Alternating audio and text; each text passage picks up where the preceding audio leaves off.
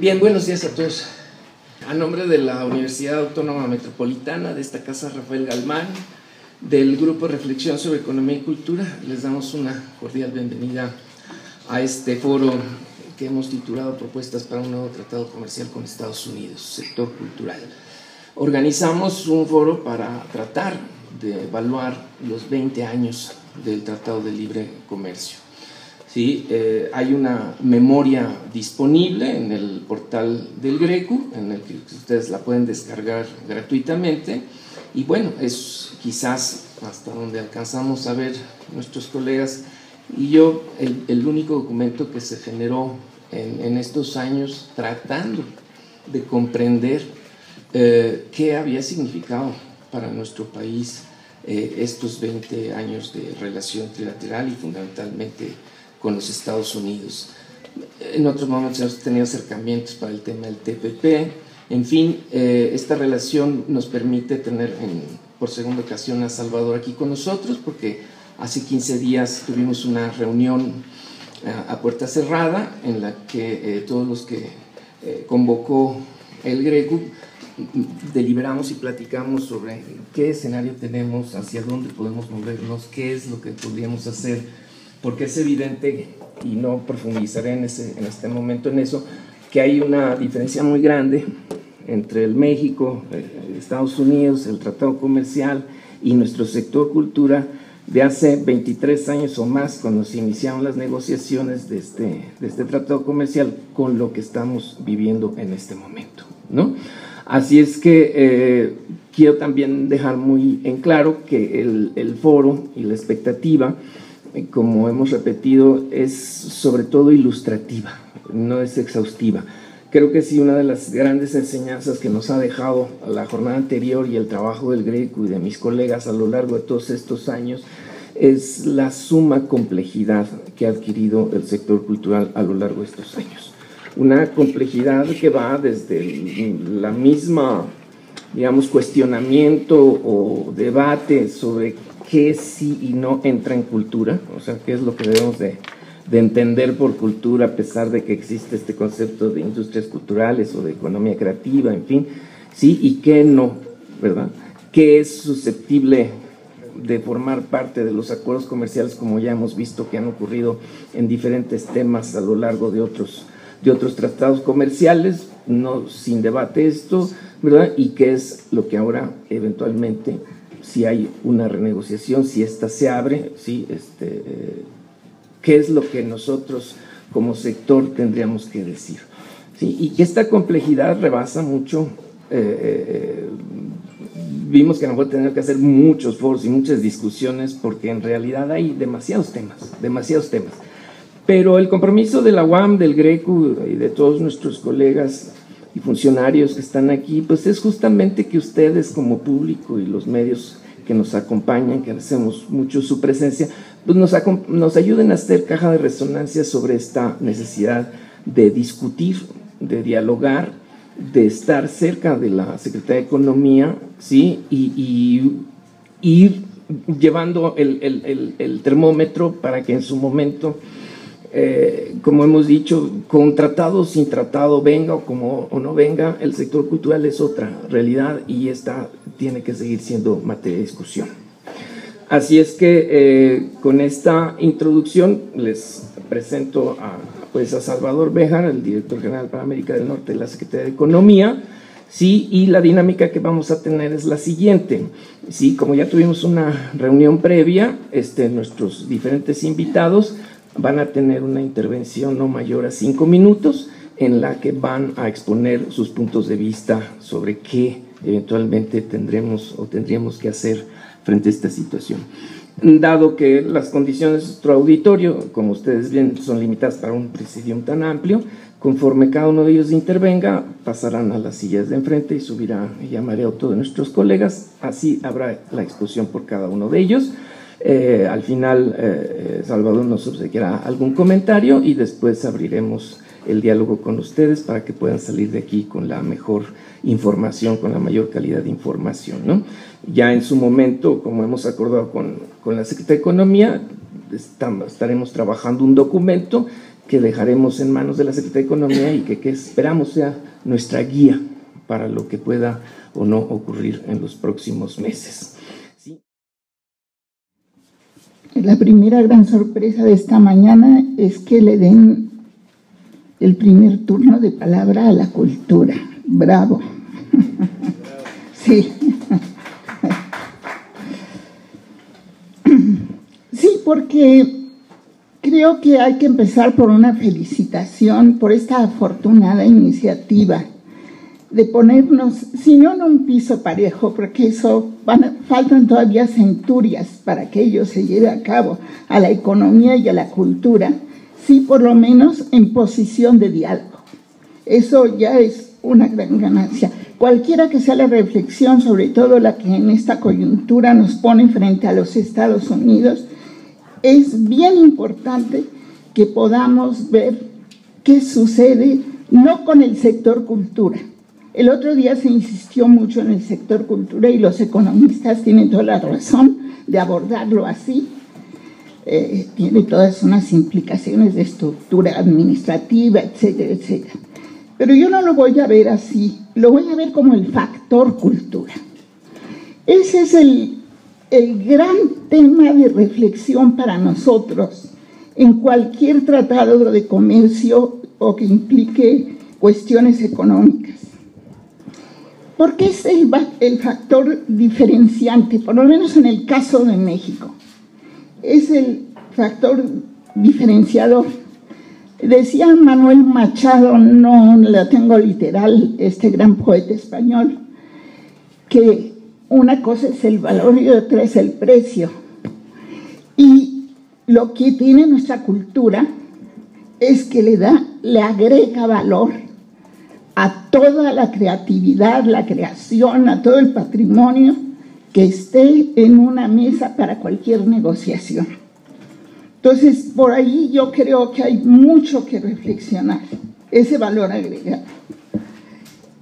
Yo creo, y lo dije la vez pasada, que el momento trascendental que yo viví como funcionaria de la UNESCO fue esos 4 o 5 años en los que se elaboró el informe sobre nuestra diversidad creativa, que es la primera vez que se pone realmente en manos de expertos de todas las ramas del conocimiento, cuál es el papel que juega la cultura en los procesos de desarrollo socioeconómico. Y eso es lo que no podemos dejar, sobre todo ya en el caso de México, porque decía, sí, en todos los países se dan a lo mejor procesos semejantes, pero aquí el factor cultura tiene que ser ponderado de otra manera. Entonces, ese informe, nuestra diversidad creativa, o llamado también informe Pérez de Cuéllar, dio lugar a una serie de informes anuales, me imagino que son unos 4 o 5, en los cuales ya se abordaron todas las cuestiones con una lupa, con una mirada de acercamiento que nos dejan muchas enseñanzas y que ahora mismo sería muy bueno retomar para ver en qué posición podemos introducir este factor en las negociaciones de las que tanto se ha hablado aquí y que los economistas lo hacen mucho mejor que nosotros. Pero para concretar la idea, lo que ya nos puede llevar a un tú a tú, sin complejos ni nada, es cuando entramos a hablar de patrimonio cultural. Yo creo que, y pusieron el ejemplo, siempre me llena de orgullo que me digan que soy la presidenta del Conservatorio de la Cultura Gastronómica Mexicana, pero ya les decía, yo soy una especialista en cultura sobre todo. Yo vengo de una larga trayectoria de trabajo en la UNESCO, sobre todo en cuestiones de cultura. ¿Por qué lo digo tanto? Porque creo que sí he podido seguir a lo largo del último mitad de siglo, todo este debate que es ahora cuando está empezando a cristalizar y a encontrar todo su sentido. Patrimonio cultural. Imagínense, aparte, como tú decías, Eduardo, industrias culturales, industrias creativas y todo lo que tenemos nosotros en sitios del patrimonio histórico, monumental y natural inscrito en las listas y en las convenciones de la UNESCO. Mira todo lo que ahora tenemos y a lo que hemos contribuido mucho, también eso quiero que lo oigan los economistas. La inscripción de la cocina mexicana significó un paso gigantesco en una sola cosa, en que se dieran cuenta de otro concepto que tú mencionaste, y es de que la cultura lo abarca todo y además es la primera en plasmar el concepto de complejidad. Cuando hablamos de que inscribimos a la cocina, estábamos hablando de que estábamos inscribiendo desde las culturas campesinas y agrarias hasta el más sofisticado de los creadores y de los exportadores y de los industriales. Todo esto entra en esa cadena de valor que implica la cocina. Entonces, yo dejo ahí en este momento la estafeta, nada más para decir e insistir. Si se va a hacer, ojalá se haga esta negociación, creo que uno de los ases bajo la manga que tenemos nosotros es justamente el factor cultural en todas nuestras negociaciones. Gracias.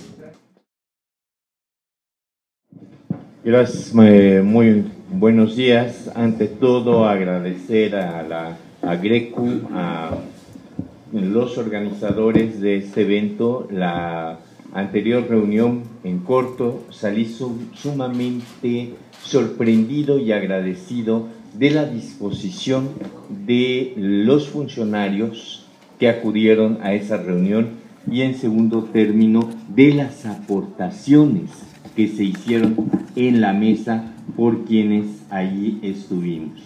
Voy a tratar de ser muy breve y voy a retomar mucho de lo que ha dicho la maestra, porque la visión que traemos es de que de hace 20 años a la actualidad hay un cambio sustantivo.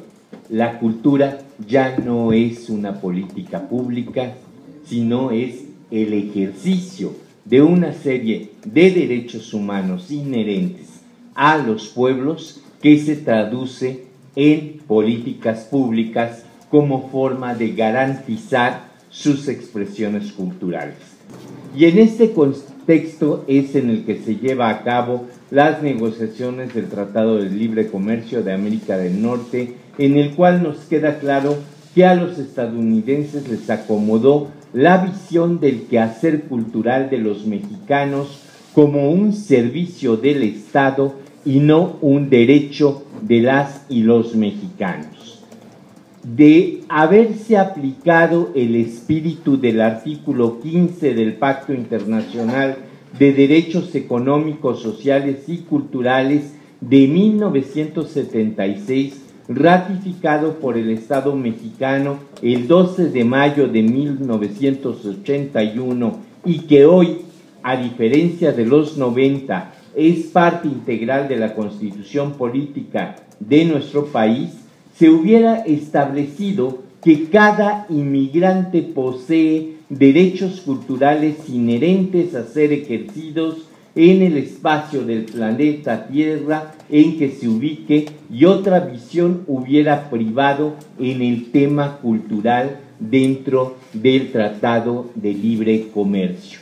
La ausencia de esa visión, algunos podrán decir, garantista de derechos humanos, permitió considerar al migrante como mera mano de obra y desde el otro lado de la frontera en público cautivo para su mainstream, mecanismo de adiestramiento a la cultura líquida que, parafraseando a Pierre Bourdieu, permite inducir a los individuos a asumir el consumismo como una forma de vida y a la obsolescencia del producto adquirido como el fin de la vida misma.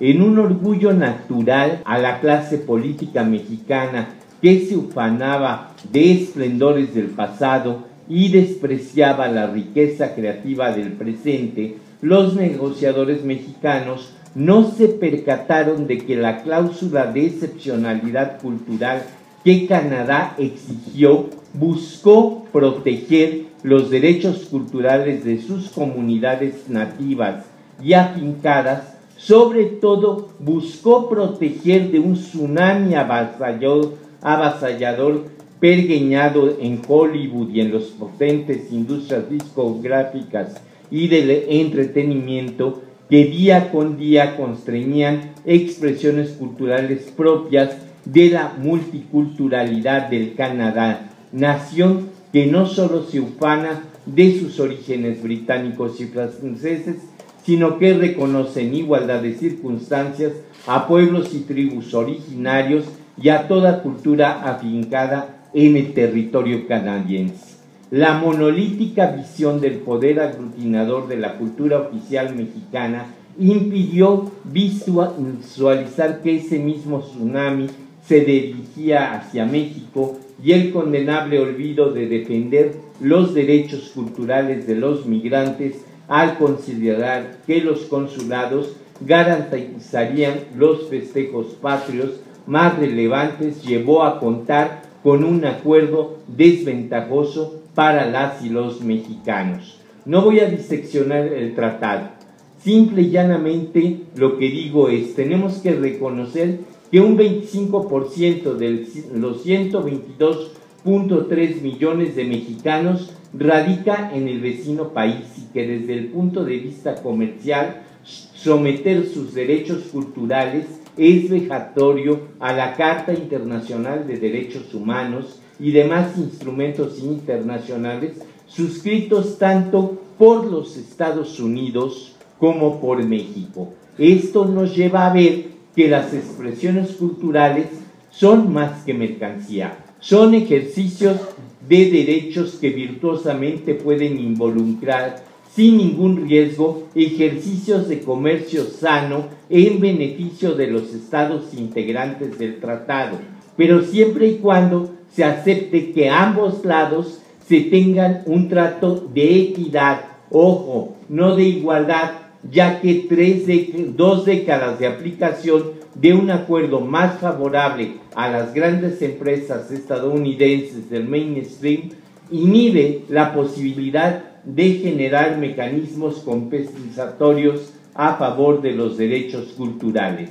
Concluyo afirmando que hoy en día la cultura debe ser una política pública obligatoria de los estados a fin de dar cumplimiento a los derechos culturales de sus pueblos, que los tiempos en los que esta política pública era adorno de gobiernos pasó a la historia y por ello en la renegociación, si es que la hay, del Tratado de Libre Comercio con Estados Unidos, no debemos de olvidar que en el vecino país existen más de 50 millones de hispanos, de los cuales 30 millones al menos son de origen mexicano, y que ellos tienen derecho de exigir que se les reconozcan sus derechos culturales allende la frontera mexicana.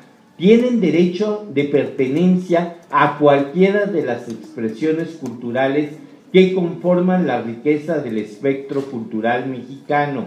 Tienen derecho a la libertad creativa, la cual les garantiza la fusión de su cultura con otras expresiones culturales de su lugar de afincamiento. En materia de cultura, debemos apostar a la renegociación del TELCAN bajo esta óptica garantista de los derechos humanos, lo que nos fortalecerá para exigir el trato de equidad a fin de garantizar esos derechos no solo a nuestros connacionales, sino a todo aquel ser humano que encuentra en cualquiera de nuestras expresiones culturales un motivo de gozo, de disfrute, reflexión y recreación individual o colectiva y no solamente un objeto de consumo.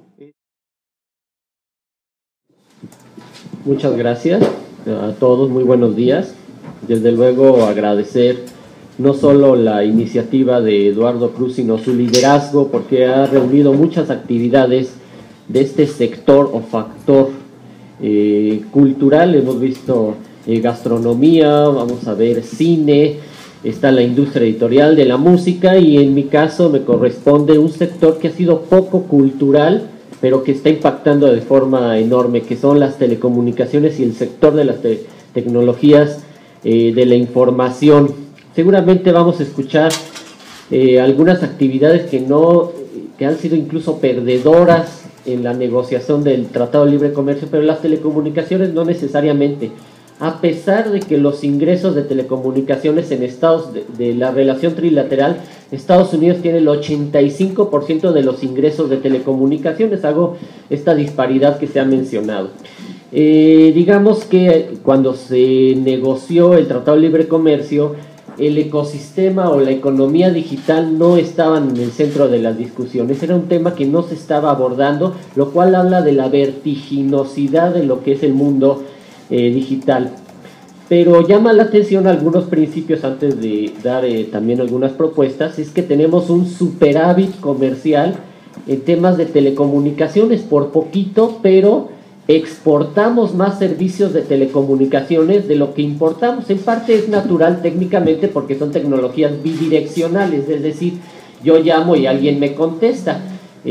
Solo para darles un dato, los minutos que cursan de Estados Unidos a México es el segundo más elevado, más grande, después de toda la comunidad o toda la Unión Europea. Es decir, México, el comercio de minutos, de mensajes entre México y Estados Unidos es más grande que toda la Unión Europea, y solo nos gana India, que es un país muchísimo más grande.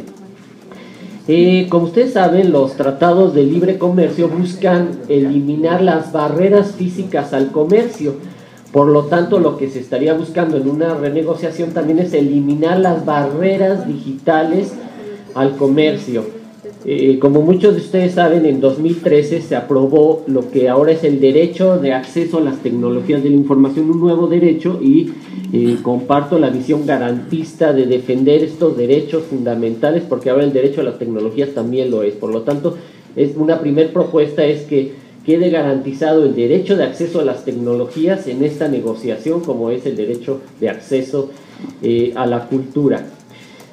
Pero es algo que ya sabíamos, pero si le hacemos caso incluso al libro de Tomás Piketty, ahora en esta sociedad de la información, lo que genera la riqueza ya no son los bienes materiales, físicos, la industria. Ahora lo que genera riqueza, y es algo que ya sabíamos, pero ahora se confirma, es la innovación, la información, la cultura. Eso es lo que está generando riqueza, y es donde podemos tener una serie de ventajas como países que hemos sido emergentes, porque tenemos una enorme diversidad cultural, y ahora las tecnologías de la información son habilitadores de todos estos derechos. Es decir, el derecho de acceso a la cultura puede ser habilitado con el derecho a las tecnologías de la información, y es donde puede haber oportunidades, porque ahora con nuestra creatividad, con la información, con el conocimiento, podemos generar la riqueza que de por sí ya tienen nuestras naciones en términos culturales.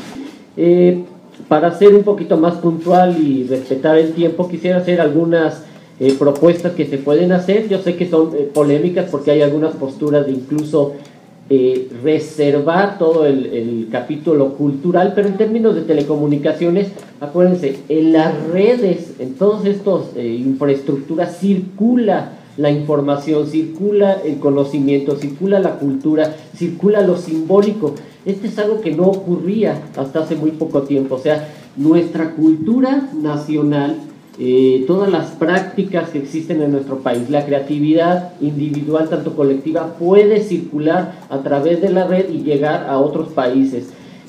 No solo a los 50 millones de inmigrantes que viven en Estados Unidos y 30 millones de mexicanos, sino a todo el mundo. Por lo tanto, se puede proyectar. Parte de las propuestas es desde luego reconocer el derecho de acceso a la información, es decir, los mexicanos tenemos estos derechos y es importante que se respeten en esta relación trilateral. Eliminar las barreras digitales al intercambio comercial, cultural, comunicativo e informativo, porque parece mentira, todavía existen estas barreras, incluso de aquel lado, del lado de Estados Unidos, de Canadá, donde muchas personas que podrían consumir bienes y servicios producidos y fabricados o creados de esta parte de este lado de la frontera no necesariamente tienen acceso. Facilitar el comercio electrónico entre los países y, por ejemplo, reducir los costos de transacción para el envío de pagos móviles, incluido el envío de remesas. Ahí, como ustedes se darán cuenta, tenemos un superávit en términos de remesas. Y bueno, en esta relación un poco críspida con el gobierno de Estados Unidos hay que proteger incluso las remesas y desarrollar tecnologías de la información que permitan esta transacción.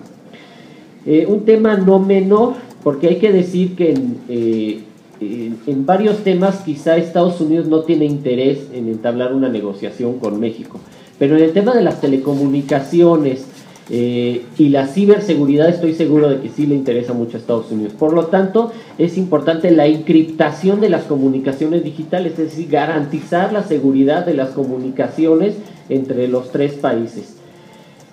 Por ejemplo, que se pida la solicitud de autorización para que más empresas tecnológicas utilicen los datos de los usuarios mexicanos, es decir, nuestros datos cuando nos registramos en aplicaciones o utilizamos la internet, pues no necesariamente nos están pidiendo permiso de usarlos y por lo tanto comercializar con ellos. Por lo tanto es un tema básico de seguridad, no solo la seguridad de Estados Unidos que le interesa en términos de narcotráfico o de terrorismo, sino la seguridad de los propios usuarios, de todos nosotros.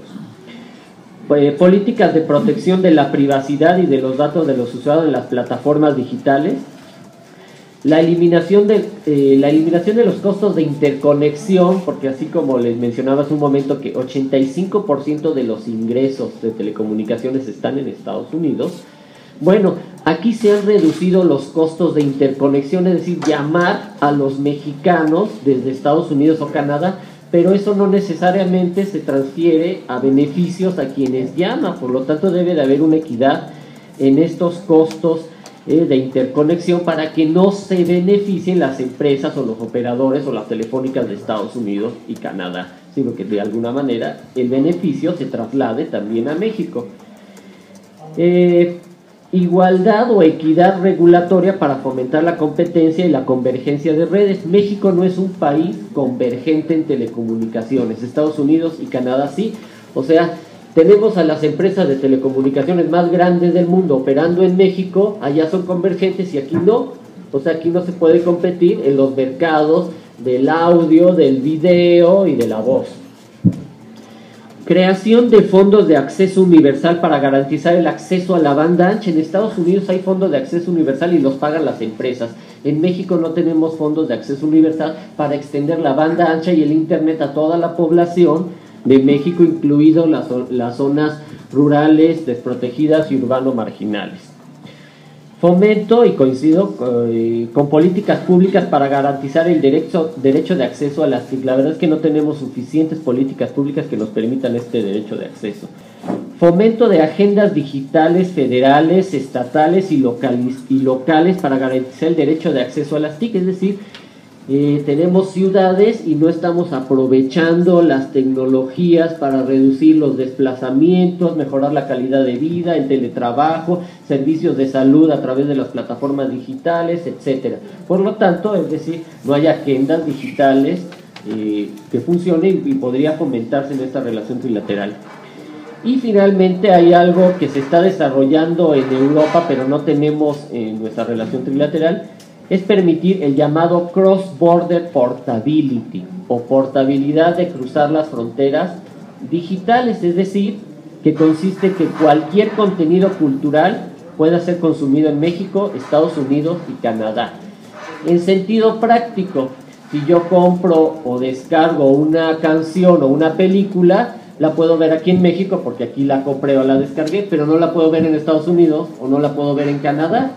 Entonces, si yo ya tengo esa descarga, yo ya pagué, ¿por qué no la puedo ver allá? Y viceversa. Entonces, a veces hay cargos adicionales o la tengo que volver a comprar en otros países cuando ya los aquí. Eso se llama cross-border, la posibilidad de que mis consumos culturales, la música, el video, pero un libro, por ejemplo, lo pueda yo ver, consultar y consumir en cualquiera de los 3 países del Tratado de Libre Comercio. Pues, sin más, agradezco esta oportunidad. Muchas gracias.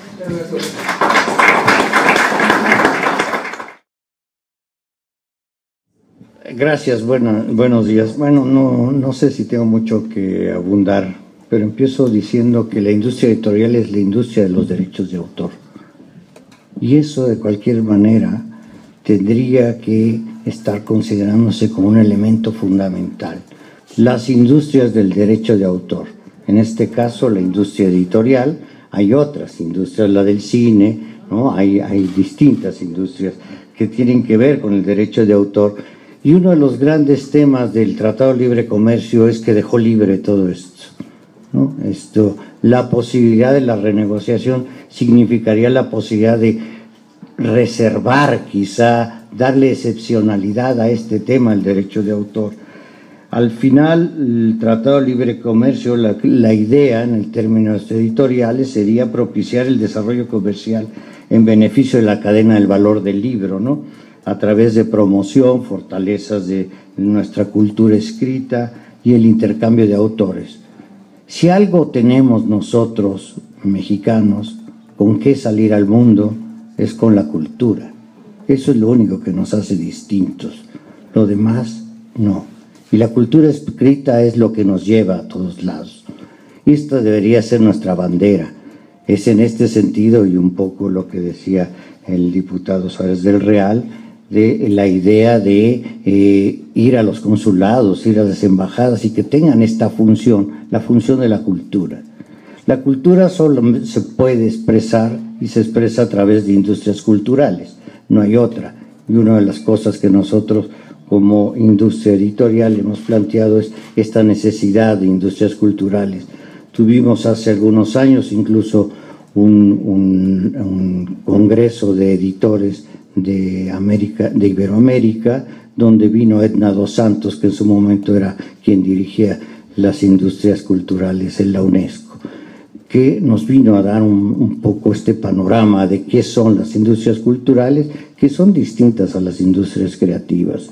Y esto es una de las primeras cosas que yo diría en las cuentas nacionales y por lo tanto en el INEGI, cuando nos dan los datos culturales, nos dan los datos de la cultura junto con industrias creativas. No sabemos cuánto es Televisa, con todo respeto para Televisa, o Televisión Azteca, y cuánto es el mundo del libro. No, todo está junto, ¿no? Es igual que las cifras, que por eso se tienen que estar construyendo cosas como cuentas satélites, para poder hablar de lo que es la lectura, porque al final los datos estadísticos están mezclados impresión con lectura, con libros, y o sea, impresión de folletos o impresión de facturas, igual que impresión de libros, y no tenemos, y esto tiene que ver con el Tratado de Libre Comercio, porque se han empatado al final la información de los 3 países. Y el otro problema que nosotros vemos y que sería muy necesario tiene que ver con el mundo digital, indudablemente. Hoy, si somos una industria del derecho de autor, debería de respetarse el derecho de autor. Y el tema es que de pronto hay una editorial en Estados Unidos publicando libros en español que nosotros tenemos los derechos, pero ellos tienen los derechos en Estados Unidos. Y nosotros aquí lo vendemos en 200 pesos y ellos los venden en $5. Como que hay un problema ahí de desigualdad. Hacer tratados entre desiguales nunca va a resolver el tema. Otro tema muy particular es cómo le hacemos para resolver el tema de la ley de derechos de autor contra el copyright, el derecho de distribución que tienen los norteamericanos. Son 2 mundos distintos. ¿Cómo le hacemos para que en Estados Unidos pudiera preservarse la ley del libro que tenemos en México, que permite que durante los 18 meses primeros de publicación de un libro, el libro valga lo mismo en cualquier lugar del país. ¿Cómo hacemos para que esto no sea violentado? Tiene que ver también con la parte cultural y la parte estadística. ¿Qué hacemos? ¿Cómo resolvemos en el Tratado de Libre Comercio el tema de las librerías? Pareciera que no es importante, pero ¿qué hacemos cuando las librerías que pueden querer instalarse en México vienen con políticas completamente distintas a las políticas que se nos permiten a los mexicanos, ¿no? Es más fácil abrir una cantina que una librería, no sé si saben eso, ¿eh? Hoy en el Oxxo, digo, doy el nombre para poner ejemplo, es posible vender licores. El permiso se ve que fue muy rápido. Hay quien aquí ha querido hace 2 años abrir una librería en la delegación Cuauhtémoc y no ha podido. Yo me pregunto, ¿vamos a resolver el tema del Tratado de Libre Comercio o primero resolvemos las desigualdades internas? Vamos a resolver primero el Tratado de Libre Comercio, buscamos cómo desarrollamos el mercado interno. Eso es lo que nos hace falta. Solo con un mercado interno fuerte podemos salir al exterior y hacer un Tratado de Libre Comercio. Lo otro se llama maquila. A mí me parece que este es el gran tema, por eso pienso que en el tema de los derechos culturales tenemos que no solo preservarlos, sino cuidarlos, auspiciarlos para el desarrollo en el país, para empezar. Yo tengo un tema siempre recurrente y ni modo regreso a él, que es, si solo tenemos 1.204 puntos de venta en el país de libros, 1.204, de los cuales solo 500 son librerías, ¿de qué hablamos cuando queremos llevarlo al Tratado de Libre Comercio? ¿Por qué no incentivamos el mercado interno?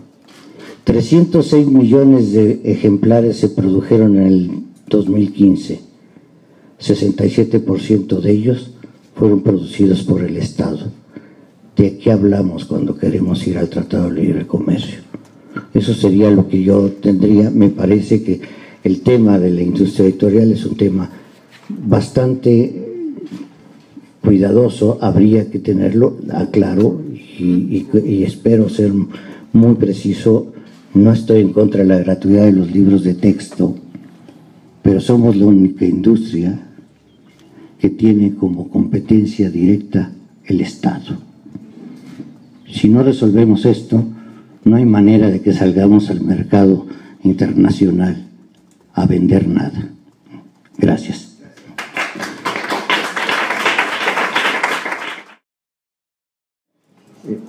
Para empezar, me llama la atención, estamos hablando obviamente de cultura y queremos ver qué vamos a meter cultura en el Tratado de Libre Comercio cuando en nuestro país todavía no hay una ley de cultura. O sea, tenemos que empezar por ahí. O sea, qué bueno que ya existe una Secretaría de Cultura, qué bueno que se hizo la Secretaría de Cultura, ya se necesitaba. Y pues esperemos que venga también la ley y que la ley proteja tal cual lo que conocemos como cultura. Coincido con Carlos, la parte de industria de derechos de autor tiene mucho que ver con cultura.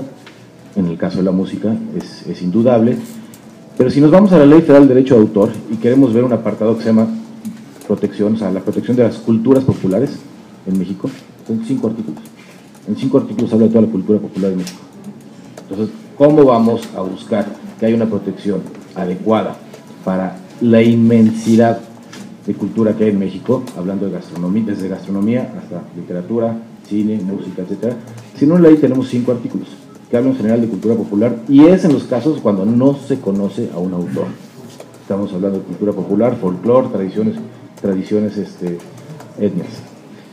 Entonces, la pregunta es, primero tenemos que protegerlo, y tenemos que protegerlo bien en México, y reconocerlo, identificarlo y protegerlo. Existe la Ley del Derecho de Autor donde viene qué se puede proteger, qué puede ser considerado como obra.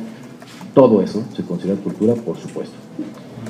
Ahora, hablando del Tratado de Libre Comercio, el Tratado de Libre Comercio que se está viendo si se va a negociar, no se va a renegociar, que se va a quitar, que se va a poner, 1994 a la fecha, 1994, después de ese Tratado de Libre Comercio, se creó la Ley Federal del Derecho de Autor, la Ley de la Propiedad Industrial. Antes no teníamos estas legislaciones y se crearon precisamente ¿para qué? Para poder proteger a México y a las industrias culturales en México de acuerdo al Tratado de Libre Comercio. Desde el 94 para acá ha cambiado mucho. Coincido plenamente con Carlos. Casos, por ejemplo, la música. La música ya, la principal forma de venta y distribución es Internet. Perdonen, pero yo no conozco mucha gente que ya quiera ir y, oye, voy a comprar el disco de tal. Vamos, es más, Internet acabó, habrá algunos, por supuesto, habrá algunos, pero la gran mayoría no. Las nuevas generaciones lo que quieren es tenerlo aquí, inmediatamente. Y lo quiero bajar y lo quiero tener aquí. Lo compro, tengo una licencia, tengo una aplicación y lo puedo escuchar. Es tan fuerte la distribución de música y de contenidos protegidos por la Ley de Derecho de Autor e Internet que han acabado con la piratería física. Uno, en ciertos sectores, no toda, si uno quiere ir a buscar discos de música piratas, ya casi no va a encontrar. Porque la mayoría de la gente dice, ¿para qué compras un disco? No, hombre, lo tienes en Internet y ya hay opciones gratuitas, porque también se hablaba de costos. Hay opciones gratuitas y legales. O sea, además son legales y son gratuitas. Ok, vamos muy bien. Entonces, tenemos que buscar una protección en un tratado de libre comercio que se adecue al comercio electrónico. Coincido totalmente en la parte electrónica, en la parte de telecomunicaciones, en la parte de comercio. ¿Por qué? Porque es lo de hoy. O sea, y lo de los principales o de los primeros sectores es música, libros bien igual, películas bien igual, y tenemos que ver cómo protegernos primero en México, en la parte digital, para después poder sentarnos y negociar un tratado de libre comercio en el cual tengamos los mismos estándares. Parece mentira, pero nosotros cuando queremos llevar una campaña antipiratería de música en México, nos basamos en una legislación americana, de Estados Unidos, porque nosotros no lo tenemos. ¿Qué pasa? Las compañías que comparten este tipo de contenidos de forma ilegal tienen una legislación en Estados Unidos que los obliga a cumplirla y tener mecanismos de baja de contenidos cuando no están autorizados, en base a su legislación. Pero como ya no hay barreras en Internet, no existen estas barreras, solamente nosotros aprovechamos de eso y le decimos, en base a tu legislación, retira estos contenidos. ¿Por qué? Porque no están autorizados, porque son ilegales, porque son piratas, y lo hacen. Legislación americana. Tenemos que ver primero hacia la legislación mexicana, y yo me estoy enfocando mucho precisamente en la parte de la observancia y de la protección, porque de eso se trata también un tratado de libre comercio, proteger lo que hay en México para poder estar en igualdad de circunstancias ante los otros dos países. Si vemos la parte de la protección eficaz en México, o queremos ver qué se puede hacer, yo nada más les doy algunos datos. México, el consumo de música en México es de los países más altos del mundo, en el sentido de consumo legal. México nos gusta mucho la música, escuchamos la música, pero también somos de los más piratas, en ese sentido. O sea, las aplicaciones ilegales o las páginas ilegales, desafortunadamente también estamos en los primeros lugares. Entonces, tenemos que voltear hacia allá, tenemos que voltear hacia una protección interna, tenemos que voltear hacia qué podemos hacer para todas las industrias. No, en este caso yo hablo por la música, pero tenemos que hablar de todas las industrias. Cuando la cultura se puede desmaterializar y se puede transmitir a través de Internet, estamos muy desprotegidos en el sentido de que ya no existe el formato físico, pero ¿cómo nos van a proteger? ¿Cómo nos van a reconocer? ¿Cómo nos van a pagar y a resarcir, en dado caso, el daño que nos ocasiona la libre circulación de estos y distribución de estos contenidos a través del entorno digital? Eso será mi participación. Muchas gracias.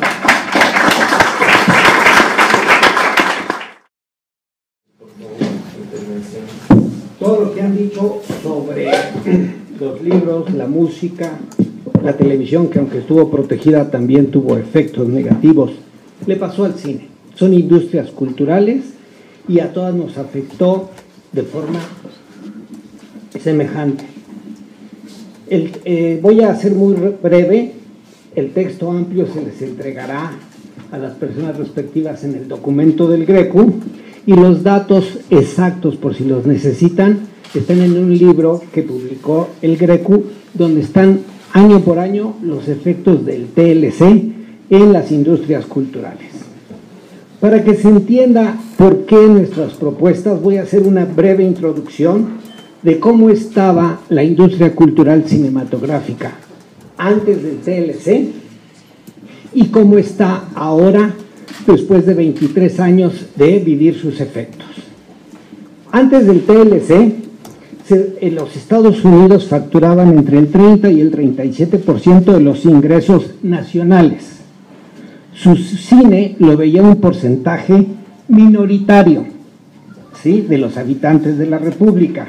Hoy, las empresas norteamericanas facturan más del 90% de los ingresos nacionales y abruman sus contenidos al 100% de nuestra población y solo consumen los mexicanos un 8%, no es una cifra exacta porque no hay una, vamos a decir, una dependencia estatal que lleve el control exactamente, lo hacemos los grupos de investigación.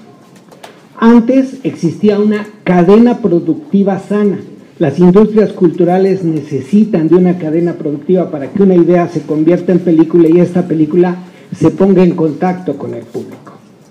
Pues era sana y gracias a eso los inversionistas privados podían recuperar sus inversiones y ganar en un 80% de los que invertían en el cine.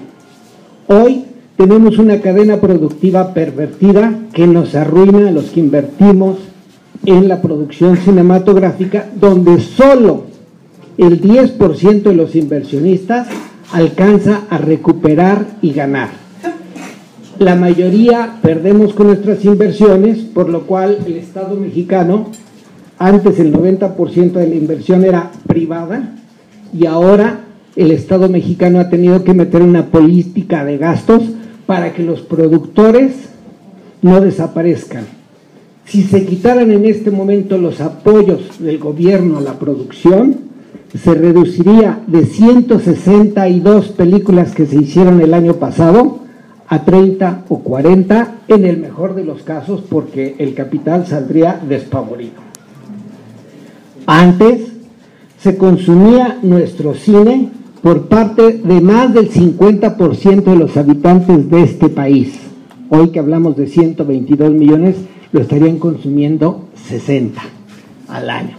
Y hoy solamente una minoría consume el cine mexicano porque las malas prácticas de competencia nos excluye de las pantallas y el precio excluye a las grandes mayorías de este país en un 72%.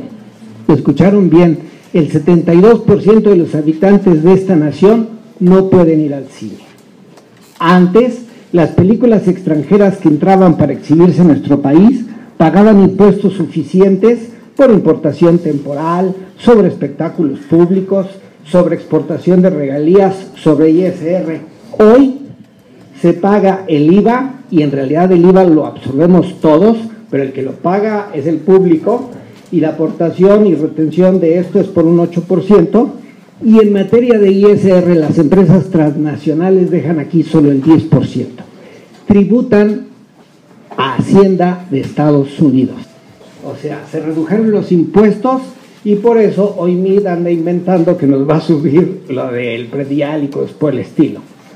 Antes teníamos una industria boyante falsamente en quiebra. La hicieron parecer en quiebra para vender los insumos de la cadena productiva. Hoy tenemos una industria falsamente boyante que si se le quitan los apoyos estatales, desaparecemos nuevamente como pasó en la década de los 90. Antes teníamos laboratorios, compañías productoras de Estado, cierre de distribuidoras y cosas por el estilo. Hoy no tenemos nada de eso. Antes teníamos una legislación que obligaba al Estado a producir, distribuir, exhibir y buscar el público. Hoy, salvo por la reforma del 98, hay ciertas obligaciones estatales que desgraciadamente no se cumplen. Para que se den una idea del desastre. Punto número 1, antes atendíamos a 2.300 plazas de la República. Hoy atendemos a 178 plazas. Y lo peor, la balanza de pagos antes era más o menos equilibrada y hoy todos los años es altamente deficitario. Con este panorama, lo único que nos queda, ¿cómo voy de tiempo? No nos queda duda que el gran ganador del TLC fueron las empresas transnacionales, no fue el gobierno norteamericano, las empresas transnacionales. Entonces, ¿qué tenemos que hacer en este momento? Me voy a saltar porque con 3 minutos ya nomás puedo llegar al resumen. Ajá. No venía preparado, pero bueno. Ajá. Mientras estamos renegociando al TLC, ¿qué solicitamos? Afortunadamente están aquí los representantes de la Secretaría. Primero que nada, que nos sentemos con los que hacemos la cultura, los empresarios y los autores, para hacer un balance de cómo está y en qué parte se necesita apoyo o dejarlo igual. Hay que ver la situación de la cultura fílmica. Segundo, que se tengan siempre presentes en esta renegociación del TLC los tratados internacionales firmados por México en materia de derechos humanos y de diversidad cultural. Tercero, que mientras no se consulte a la comunidad se mantenga lo que esté escrito en el TLC, pero sobre todo, ojo, que se cumpla lo que esté escrito en el TLC, porque parte es una mala negociación, pero parte por todos los ejecutivos que hemos tenido en los últimos 22 años, no se han utilizado los mecanismos de defensa de las industrias culturales que están ahí establecidos, ¿sí? Entonces hay que aprovechar en este momento para hacerlos cumplir. Por ejemplo, el artículo 19 de la Ley Cinematografía, pero también el que está en contra de la competencia ruinosa en el TLC. Ahora, en el supuesto de que el señor Trump, que dice que nos favorecimos con el TLC, que como ustedes vieron no nos favorecimos en nada, solicitamos que en caso de que se vaya a cancelar, nos avisarán con tiempo, les darán de su conocimiento con una señal, un memorándum, tendremos 6 meses para tomar las medidas. Un tuit, ese no vale en materia de relaciones internacionales. Si se llega a suspender el TLC con América del Norte, solicitamos las comunidades que solicitamos estar en el cuarto de al lado, es que se restablezcan los aranceles vigentes antes de la existencia del TLC, se cancelen los tratados de doble tributación México-Estados Unidos para que el dinero que se genera aquí pague el impuesto aquí, y se actualice la Ley Federal de Cinematografía y de Radiodifusión de acuerdo a las nuevas condiciones, y que se haga una sinergia con Canadá. Resumiendo, mientras primero, como acaban de mencionar, y es un detalle muy importante, se crea un criterio para la unificación de las regiones del derecho de autor. No podemos ser socios de Estados Unidos, que es región 1, y Canadá, y México, que es región 4. O somos todos 4 o somos todos 1. Porque por eso se propician todos estos problemas en la transmisión. Luego, segundo, que se paguen los derechos de uso en el país que se consuma. No podemos pensar que se esté facturando en Estados Unidos, se pague todo allá y el consumo de Netflix sea aquí, ¿sí? Porque eso también nos lleva a lo que acaban de mencionar, que es el control de los contenidos. Las películas, series de televisión, algunas se están haciendo en América Latina, básicamente Colombia y Costa Rica, se transmiten desde Los Ángeles o Nueva York, y muchas de las cosas que ahí se sostienen, en realidad habría que cuestionar a quién le sirven. Entonces necesitamos que haya en la ley de radiodifusión, en telecomunicaciones, formas de ponernos de acuerdo dónde se va a pagar, porque lo que estaba platicando nuestro anterior interlocutor, de repente es dramático. O sea, no puedes exigir que se cumplan las leyes donde se está afectando a las comunidades. Luego, si se va a renegociar, siempre hay que tener en cuenta las asimetrías, y lo más importante, pero lo más importante, que en este momento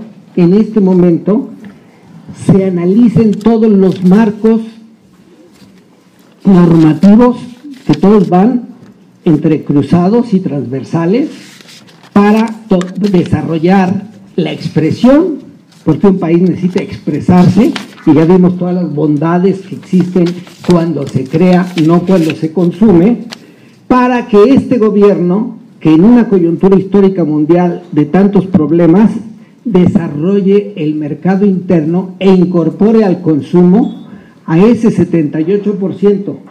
Todos salimos ganando, la cultura nacional, la hacienda nacional, los públicos, porque van a poder ejercer su derecho de elección, que ahorita no lo pueden ejercer por la abrumadora práctica anticompetitiva, y la creación. Muchas gracias.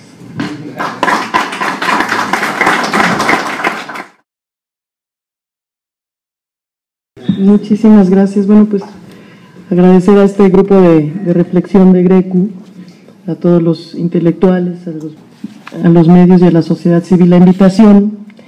No quiero ser reiterativa, lo primero que les diría, y creo que es una invitación abierta a todas y a todos los presentes, es a que sí hagamos nuestras observaciones ahorita a la minuta de Ley de Cultura, que está por aprobarse, está cerca de aprobarse precisamente en el Senado. Entonces, lo primero que yo les solicitaría, les pediría, que es una petición de mi parte, es que ustedes, que son las expertas y los expertos en este tema de cultura, pues no sean omisos. Hubo varios foros, desgraciadamente creo que no con la difusión que yo quisiera, ¿verdad?, de participación del sector, pero considero muy pertinente lo que ya se dijo. Antes de salir a renegociar y a defender en el exterior, que lo expresó muy bien el compañero, pues hagamos aquí una ley que realmente defienda a nuestras y a nuestros creadores. Entonces, yo sí les pediría a título personal que me hicieran llegar sus observaciones a la minuta para pelearlas y buscar que se incluyan lo más posible. Ese sería como lo primero. Lo segundo, y lo platicaba con el compañero de la Secretaría de Economía, pues sí se abrió una enorme expectativa respecto a qué se iba a renegociar con el Tratado de Libre Comercio. En realidad lo que parece, el rumbo que están tomando las cosas, y no sé si coincidan, ya me dirán ustedes, pero es que pues las instituciones allá han funcionado fuerte y gracias a Dios muchas de las locuras de Trump pues parecen estar siendo completamente restringidas por las instituciones fuertes allá, ¿no? Tanto el Poder Judicial como el Legislativo están encauzando las propuestas de Trump y parece que ellos sí están viendo el riesgo enorme que puede tener para ellos el renegociar el Tratado de Libre Comercio. Entonces yo lo que creo, y me corregirán si estoy equivocada, es que van a ser pequeñitos ajustes lo que se permita hacer a final de cuentas, y eso pues tiene positivos y negativos para las mexicanas y los mexicanos. Negativos, por ejemplo, en el área de cultura, en el área de creación nacional, que pues la verdad es que hasta yo misma me enganché con la ilusión de decir qué bueno, vamos a poder renegociar ampliamente esto que quedó tan maltratado hace 20 años. Ya se mencionó aquí cómo los países como Canadá, que sentían mucha amenaza a su cultura, que consideran incipiente porque es un país de una inmigración gigantesca desde entonces, decidieron proteger y decir la cultura no entra en el Tratado de Libre Comercio cuando lo hicieron con México y Estados Unidos. Sin embargo, México, apostando a que teníamos una cultura amplísima y fuerte y muy arraigada, no tuvimos miedo a entrar a este enorme mercado. Yo siento que pasando por alto algo crucial, que es el valor de la cultura como identidad y pertenencia para un grupo humano. Cuando analizamos en torno a qué nos unimos los mexicanos y las mexicanas actualmente, pues ves que tenemos poquísimos asideros. A lo mejor nuestro idioma es uno importante, ¿no? Pero no mucho más.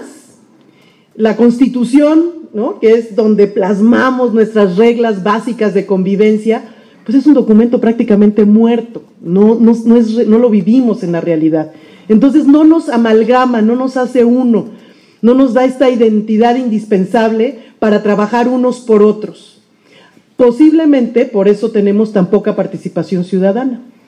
Solamente 25,000 organizaciones no lucrativas, estos son 25,000 asociaciones que trabajan en la construcción del bien, que nos es común a todos, 25,000 para 120 millones, que a lo mejor la cifra dices, pues qué tanto es, tantito, 25,000.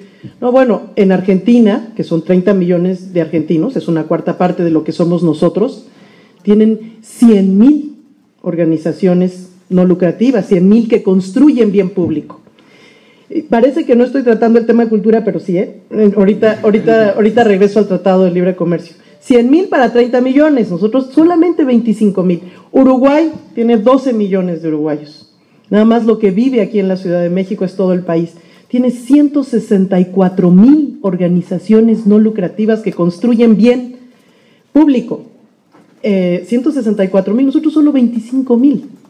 A lo mejor esta falta de asideros, a lo mejor esta falta de amar lo nuestro, de saber realmente quiénes somos, qué tenemos en común unas y otras y unos y otros, es lo que nos hace trabajar tan poco en favor de nuestro México en forma gratuita.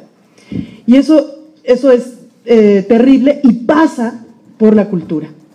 Claro, cuando no leemos en nuestro idioma, nuestros autores, con nuestros modismos, cuando no vemos, digo, un pueblo que no lee, leemos menos de un libro por persona al año, comparándonos con Canadá, que lee 30 libros por persona al año, nosotros casi uno, que es bajísimo, pues tendríamos otro asidero importante para hacernos comunes unos a otros, y sería precisamente el contenido audiovisual. El cine, como ya se mencionó, es bueno, desde luego la música, ¿no? Pero el cine, que es una forma lúdica, las series, lo que vemos en nuestra televisión, en todas las cadenas de televisión, pues somos de los países que más horas de televisión ve por persona al día, 5 horas por mexicano o por mexicana al día nos chutamos. Pero lo que vemos es CSI. Yo convivo frecuentemente con muchos jóvenes y les preguntaba, ¿y qué van a estudiar? Y muchísimos me decían, voy a ser criminóloga. De repente, ¿no? Así como que empezó una corriente de criminólogas. Yo decía, bueno, pues, ¿por qué querrán estar en la PGR? ¿Qué atractivo tendrá de repente, no? No, claro que no. Era CSI que se mete a sus conciencias y pensando que eso va a ser su futuro.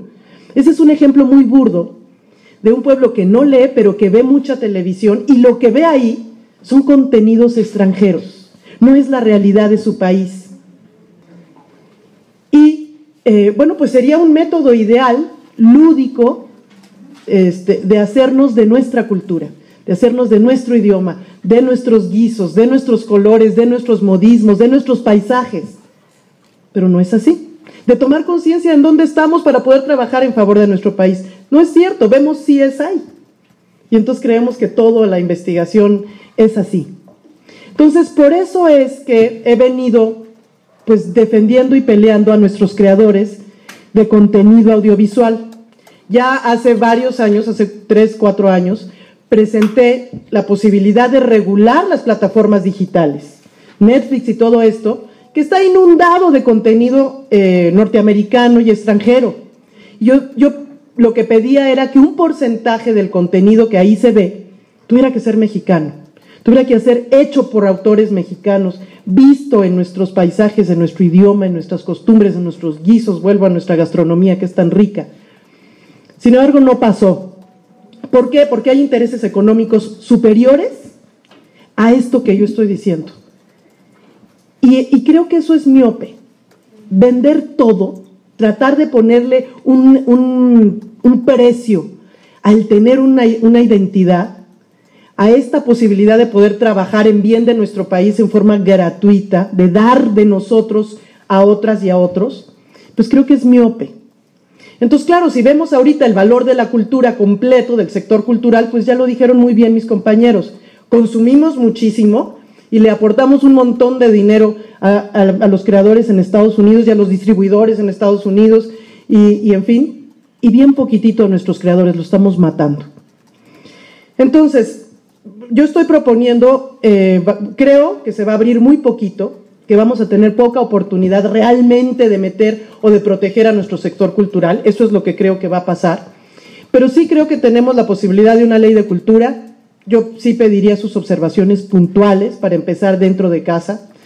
Y segundo, bueno, pues yo haría dos ajustes importantes. Primero, estoy proponiendo incentivos fiscales para los distribuidores allá, porque ya me rindo aquí, ¿no? Pero allá, donde se pasa, a los que pasen cine mexicano, a los que tengan una cuota mínima de 10%, de 15%, entonces darles allá incentivos fiscales, para la distribución de este material mexicano, por lo menos. Allá ya hablaban de que mucho de lo que vemos se produce en Los Ángeles, etcétera. Bueno, pues por lo menos. Y, bueno, volver aquí, revisar las cuotas de pantalla. Ya sé que hay quien difiere del asunto y dice que el propio mercado es quien debe guiar qué se ve y qué no se ve, y que el Estado no debe regular ese tipo de cosas. Hay una tendencia así. Y hay otra tendencia que piensa distinto y que dice, bueno, el Estado para eso existe, para tratar de regular a este mercado que nos está dejando sin identidad nacional, sin protección de quiénes realmente somos las mexicanas y los mexicanos, de hacia dónde vamos, de cuáles son nuestros sueños, de cuáles son nuestros temores, y que nos podamos ver reflejados en este material audiovisual. Por tal motivo, yo sí reiteraría la propuesta de tener cuotas mínimas de pantalla aquí, mucho más grandes, no este 10% que fue a raíz de la ley de la audiovisual y cinematografía anterior, regresar al 30% mínimo de esto, ya que no tenemos más que un monopolio de distribución en cine, que solo podemos ir a dos cadenas, ¿no? Cinépolis y Cinemex, y que en los complejos cinematográficos, en las 10 salas de cada complejo, se ven las mismas películas, ¿no? Avengers en las 3 versiones posibles, ¿no? Con subtítulos, sin subtítulos, en tercera dimensión, sin tercera dimensión, etcétera. Pero es la misma película. No tenemos la libertad de ver nuestro cine. Entonces, por lo menos ampliar la cuota de pantalla. Esa es mi tesis. Creo que el Estado sí debe regular este tipo de cuestiones. No todo el mercado, ¿no? Desde luego que no. Hay que intervenir poco para que no crezca enormemente la burocracia que se define por pues no ser muy productiva, pero hay una parte de identidad nacional, lo que nos une como mexicanos, que sí debemos de proteger. Entonces serían mis 3 peticiones. Primero, por favor, háganme llegar sus observaciones a la Ley de Cultura. Segundo, allá incentivos fiscales para quien distribuya y exhiba cine nacional. Y tercero, aquí sí aumentar la cuota de pantalla. Muchísimas gracias.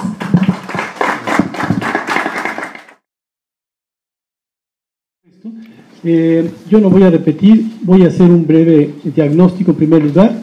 En segundo, voy a plantear algunas consecuencias que observo que quedaron después del Tratado de Libre Comercio al haberse aplicado 23 años después en la sociedad mexicana, y concluiré con 5 propuestas. Parto del asunto de la célebre concepción de Jaime Serra Puche, que en 1994 planteó: la cultura no se debe proteger porque es tan sólida, tan fuerte, tan profunda, tan milenaria, que por sí misma se puede autodefender. Y como muestra de esto fue la exposición 500 años de México, que circuló en esa época. A partir de esto, entonces, se dejó que la cultura fuera negociada con los mismos criterios que se negociaron el intercambio de cebollas, calabazas, jitomates, autopartes automotrices, aspectos financieros, etcétera, y la cultura entonces fue entendida como una mercancía más que tendría que estar dentro de este intercambio de las relaciones trilaterales México, Estados Unidos y Canadá. La aplicación de esta grave concepción de no entender la cultura como una riqueza civilizatoria que se había construido a lo largo de miles de años en México, generó profundas consecuencias en nuestro país, que han dejado una sociedad muy afectada en términos culturales. Y voy a dar simplemente 8 ejemplos de muchísimos que existen y que ya ha ampliado la senadora Marcela Torres Peiber. En primer lugar, antes de la aplicación del Tratado de Libre Comercio, pocas deformaciones existían en el terreno alimenticio en nuestro país. 23 años después, hoy constatamos un panorama donde abunda la anorexia, la bulimia, la vigorexia, es el desorden del atracón, que se han convertido en epidemias de salud por el tipo de cultura generada a partir de esta globalización trilateral.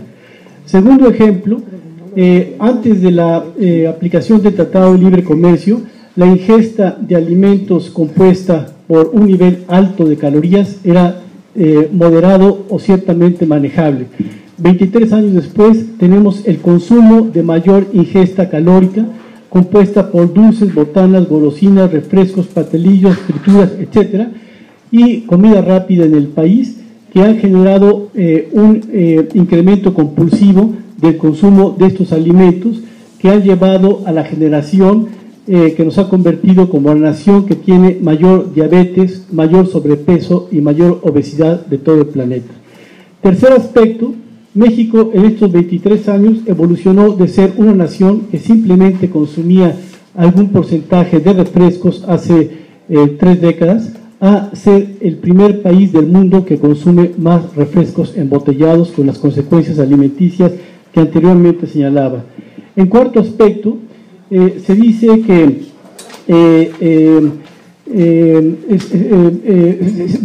también se creó, comparándolo con hace 2 décadas y fracción, consumo de tabaco y de alcohol era menor al que ahora enfrentamos cuando tenemos el alcoholismo y la adicción hacia el tabaco como una de las grandes epidemias que combate el Sistema Nacional de Salud. Quinto ejemplo, se sustituyó la celebración de fiestas tradicionales, algunas milenarias que le daban toda una articulación a diversas comunidades, especialmente campesinas, como la fiesta de los muertos, no obstante que se había señalado que somos una cultura de más de 5.000 años de raíces, que nada lo transformaría, y se modificó la fiesta de los muertos en un folclore más, que ahora es sustituido por el Halloween, la fiesta de las brujas, los duendes y las calabazas, cuando era una vinculación que se tenía en las comunidades. Séptimo aspecto, se sustituyó como una de las fiestas fundamentales de fundación de nuestro país, que es la Revolución Mexicana, el 20 de septiembre, por un día más del consumo, que es el Buen Fin, el Black Friday mexicano, siendo que se argumentaba que nada cambiaría nuestra visión y nuestra fortaleza cultural. Otro ejemplo más lo tenemos. México hace 24 años era un país donde se realizaban cierto porcentaje de cirugías plásticas. Después del TLC nos hemos convertido en el 4º país del mundo donde se realizan mayores cirugías plásticas. ¿Qué implica esto? No son cirugías médicas para atender deformaciones urgentes que padece una persona por un accidente, sino el rechazo a la propia estética que se tiene originaria para identificarnos con el patrón dominante universal que ha dejado la globalización, a partir de todo lo que señalaba la senadora Peiber sobre el imaginario que han difundido las industrias culturales. Por ejemplo, hoy encontramos que se tiene una gran necesidad de modificar el cuerpo, la noción de cuerpo que se tenía hace 23 años, para ahora tener un cuerpo reducido en grasa, con senos, de transformar los senos pequeños en senos mayores para ser más sexys y deseables, el arreglo de las arrugas de los párpados, la transformación de la nariz para hacerla cada día más aguileña, el embellecimiento del rostro a través de implantación de Botox, etc. Y tengo un listado de cuáles son las áreas que le tenemos menos cariño al cuerpo hoy día que hace 23 años, a partir de este imaginario que se ha difundido y que por razón de tiempo obviamente no voy a mencionar. Lo curioso es que en todas estas cirugías plásticas nadie se realiza un cambio fisiológico para asimilarse a un oaxaqueño, a un chapaneco, a un maya. Todos queremos ser la figura anglosajona la figura nórdica, la figura europea. Eso nos dejó el imaginario estético del TLC. Y en pocas palabras podríamos decir que 23 años después rechazamos cada vez más nuestro ADN biológico. La pregunta es ¿en qué avanzó el país si su población rechaza lo más fundamental que es su biología? Entonces, frente a esto, ¿qué se tendría que hacer? 5 propuestas. La primera, el Estado es fundamental que rescate su función rectora en el campo de la cultura y la comunicación y que ya no se la deje a las manos salvajes de las fuerzas del mercado, que con esa mano invisible que se dice que organizaría todo el proyecto cultural, nos ha dejado este tipo de país. Segundo, es fundamental plantear una moratoria en términos de la firma del TLC, en términos culturales, hasta no evaluar qué pasó con la cultura y la comunicación para saber qué tenemos que pactar nuevamente. En tercer lugar, es fundamental que los ciudadanos le exijamos al Estado que cumpla con los tratados internacionales firmados sobre México en el campo de la cultura, como es el Tratado Fundamental de la Diversidad Cultural. Cuarto, es fundamental, como señalaba la senadora Marcela Torres Peinberg, partir de que nuestra fortaleza como país nos provendrá no de las mercancías y de los productos que generemos, sino de la claridad que tengamos quiénes somos como sociedad y que a partir de ello sepamos qué requerimos para sobrevivir y pactarlo esto en términos de cultura y no simplemente dejarnos guiar por los espejismos de la globalización que han generado esta enorme cantidad de cultura parasitaria. Y finalmente, quinto, como ya se decía, la cultura no debe negociarse como una mercancía más, sino debe ocupar un lugar central en el proceso de desarrollo y por ello debe ser entendida como una garantía que forma parte de los derechos humanos y no como una mercancía más al mejor postor. Muchas gracias.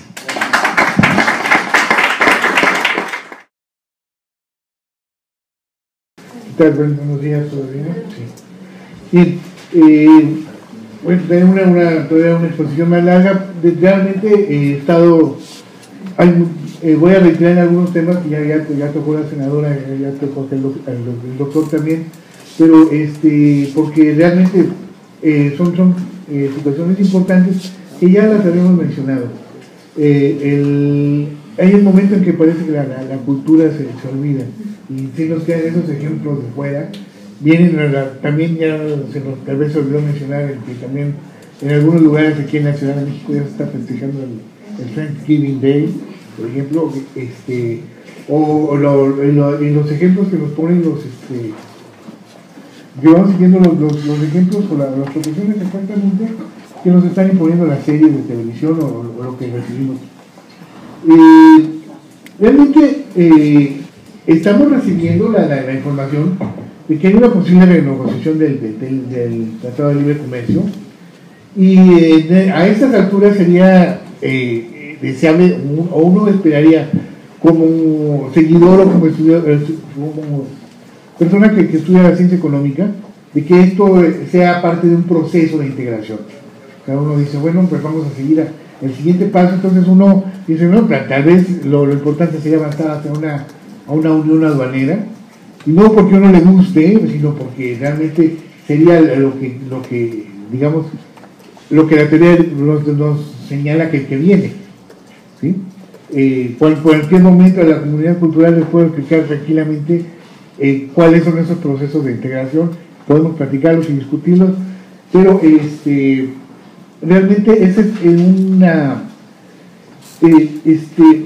pero realmente este proceso de renegociación no es seguir adelante, sino más bien es un rebote de políticas proteccionistas que no solamente se está dando aquí, ya lo estamos viendo que se está formando en otros países, sobre todo por ejemplo en la Unión Europea.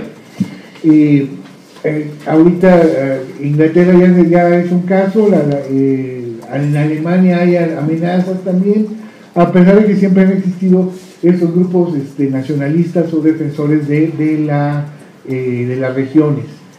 Pero realmente esto tal vez en materia económica se traduciría en un fortalecimiento de políticas proteccionistas que en su momento funcionaron bien y que también coadyuvaron a cumplir con los objetivos de crecimiento y desarrollo del país.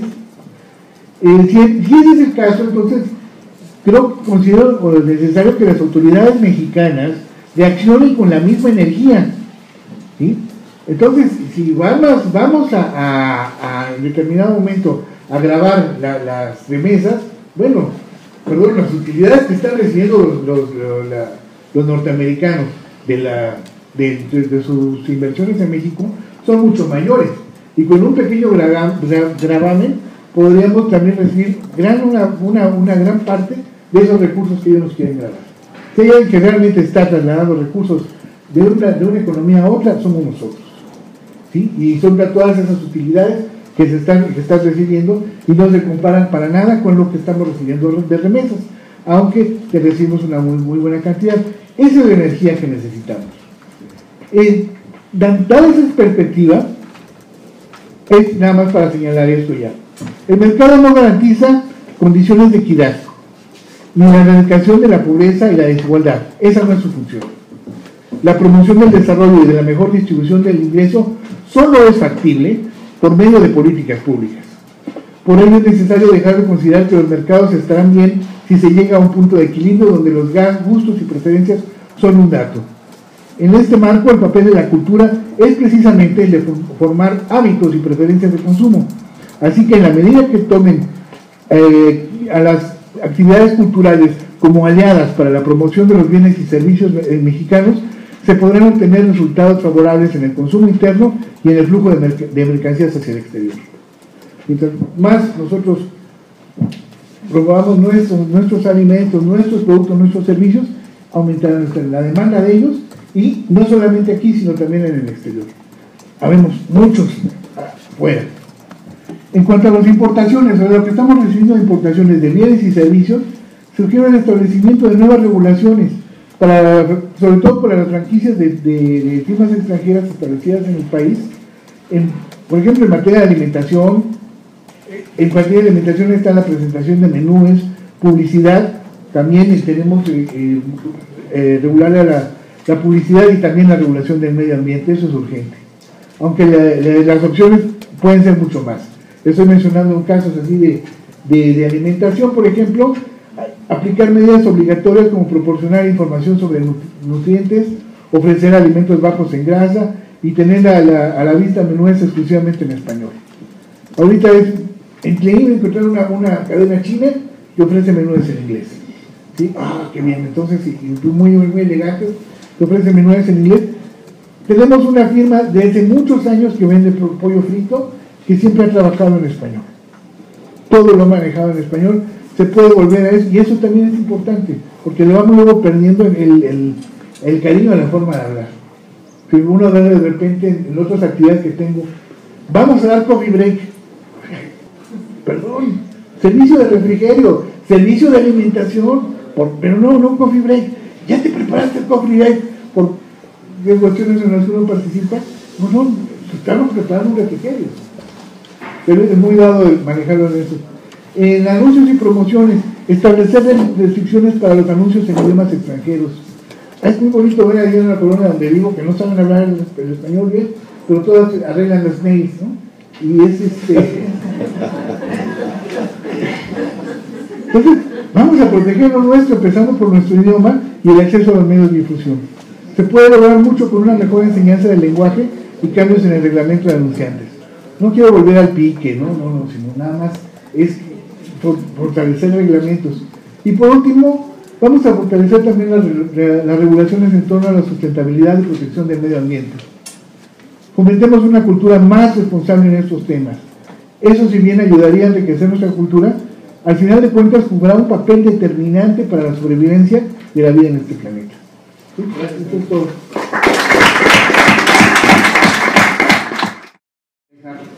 Yo solo quiero hacer algunas anotaciones, sí, en los sentidos. Primero, sí ha habido algunas preguntas en el sentido, durante estas 2 semanas, si se invitó o no a la Secretaría de Cultura a esta reunión. Sí se le dirigió una carta a la secretaria y declinaron participar, arguyendo que no es un territorio de la Secretaría de Cultura esto que estamos nosotros tratando de animar su discusión, ¿no?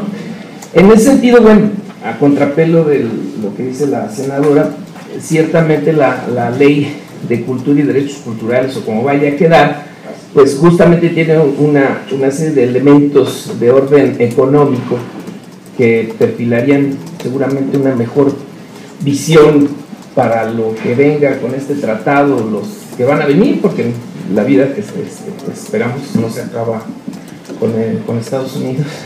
¿Sí? Y el riesgo que hay ahora es justamente que este componente económico de esta futura ley no exista, y yo creo que ahí, senadora, vamos a necesitar mucho tu apoyo de defender ese componente económico, porque si no se sostiene no va a haber posibilidades de mejorar muchas cosas, ¿no? Aparte de todo el capítulo de derechos culturales, etcétera, ¿no? Tercero, bueno, evidentemente estamos ante un escenario que ya nos va a platicar Salvador, en el que nosotros lo que queremos es sentar un precedente y establecer una comunicación básica con la Secretaría de Economía para, como decía nuestro anuncio, venga lo que venga.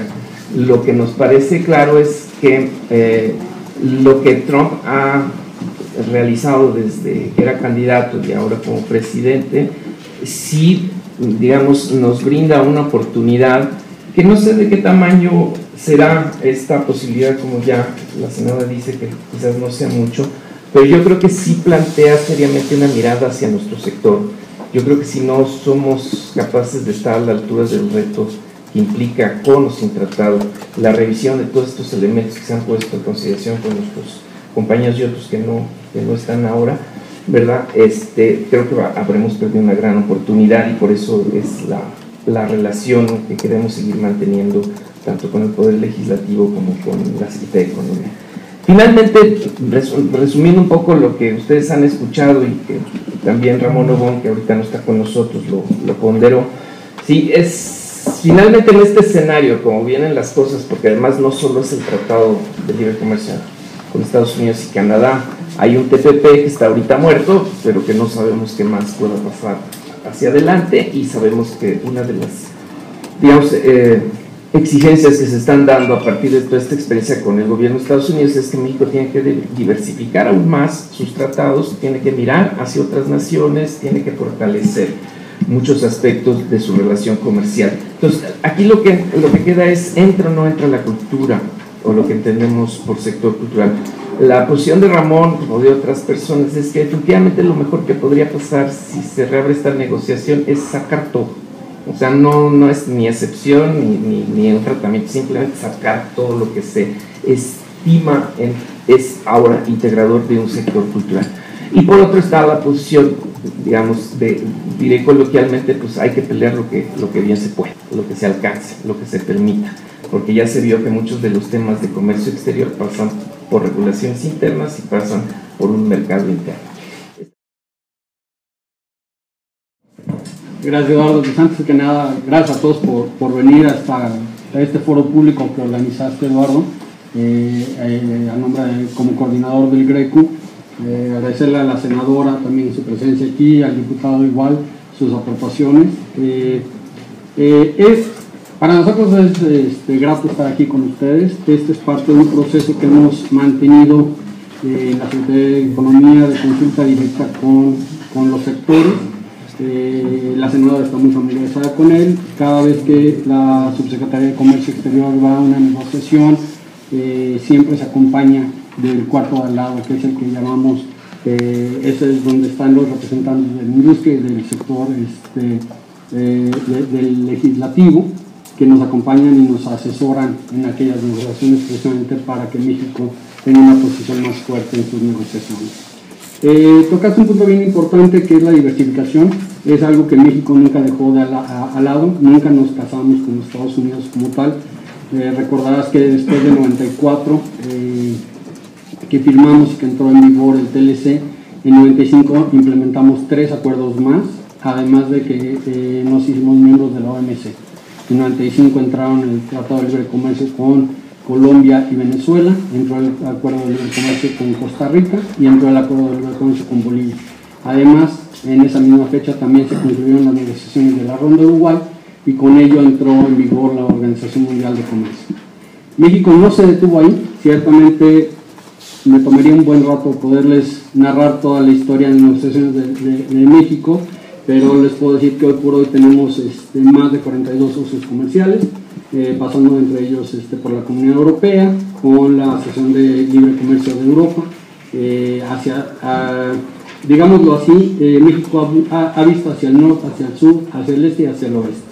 Hemos visto hacia Centro y Sudamérica, donde nos hemos asociado con otros países, incluyendo la más reciente, que es la Alianza del Pacífico, donde estamos asociados con Colombia, Perú y Chile. Estamos hoy por hoy profundizando y buscando una negociación con Brasil, con Argentina. Por el otro lado teníamos, como bien mencionaste, Eduardo, también la negociación del Tratado el Tratado de Asociación Transpacífico, el TPP, el famoso TPP por su acrónimo, donde estábamos buscando una membresía con otros 11 miembros, entre ellos Estados Unidos, Canadá, era la puerta de acceso, además de Japón, que ya México tiene un acuerdo con Japón. De hecho, vale la pena destacar que México fue el primer país que tuvo un acuerdo de libre comercio con Japón, del alcance que tuvimos, aunque es parcial, y hoy por hoy estamos buscando profundizarlo. Este TPP buscaba esta membresía con otros 12 países. Lamentablemente, la entrada del presidente Trump a la administración estadounidense firma la debacle del TPP, en virtud de que ya por el simple hecho de que Estados Unidos no es miembro o decidió retirarse, ya no se puede cumplir con una cláusula de adhesión y por lo tanto pues es mucho más complicado que el TPP como tal se pueda preservar. Obviamente eso implica que los 11 otros países miembros tengamos que de alguna manera recalibrar y rebalancear el tratado para que sea un acuerdo que beneficie a todos. Sin embargo, México nunca ha dejado de hacer o de buscar nuevos mercados y de abrir esas oportunidades a los exportadores mexicanos.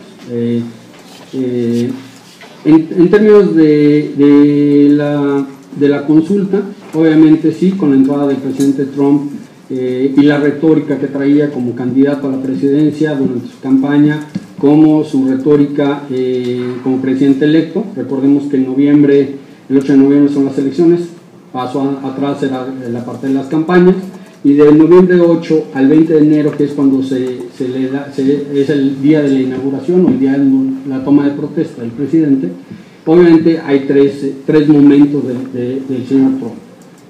Ciertamente México y el TLC fueron parte de esta retórica. Hoy por hoy vemos una retórica un poco más diluida.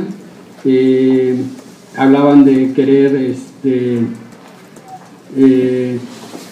rebalancear la balanza económica que tiene México con Estados Unidos. México ha dejado muy claro que la balanza comercial no la puede, aunque sí para Estados Unidos es deficitaria y para México es superavitaria en muchos frentes, también hay que verla, y lo mencionaba Jorge precisamente en su momento en la parte de telecomunicaciones y la prestación de servicios, ¿no?